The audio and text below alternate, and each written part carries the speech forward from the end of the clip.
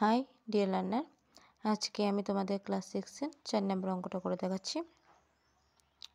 132 পেজে একটি আয়তাকার উদ্যানের দৈর্ঘ্য 150 মিটার এবং প্রস্থ 120 মিটার।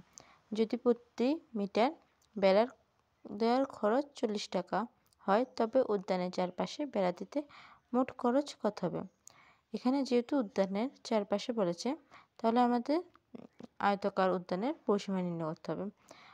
আয়তক্ষেত্রের পরিসীমা সূত্র আমরা সবাই জানি, 2 ইন্টু দৈর্ঘ্য প্লাস প্রস্থ আয়তক্ষেত্রের পরিসীমা সূত্র।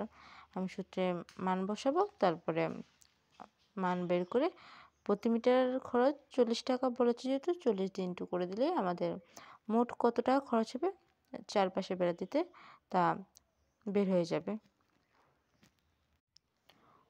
উদ্যানের দৈর্ঘ্য 150 মিটার, প্রস্থ 120 মিটার।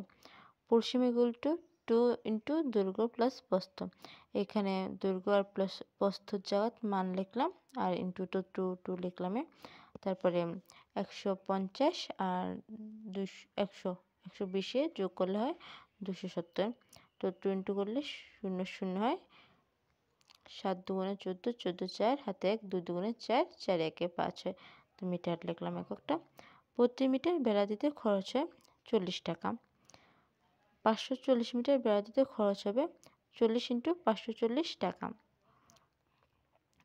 এখানে ইন্টু করা একটু বড়, তো তাহলে আমি মুখে মুখে খুব সহজে করে দিচ্ছি। এখানে 2টা শূন্য আছে, 40-এর একটা শূন্য আর 540-এর একটা শূন্য, তাহলে আমি এখানে 2টা শূন্য লিখে নিলাম।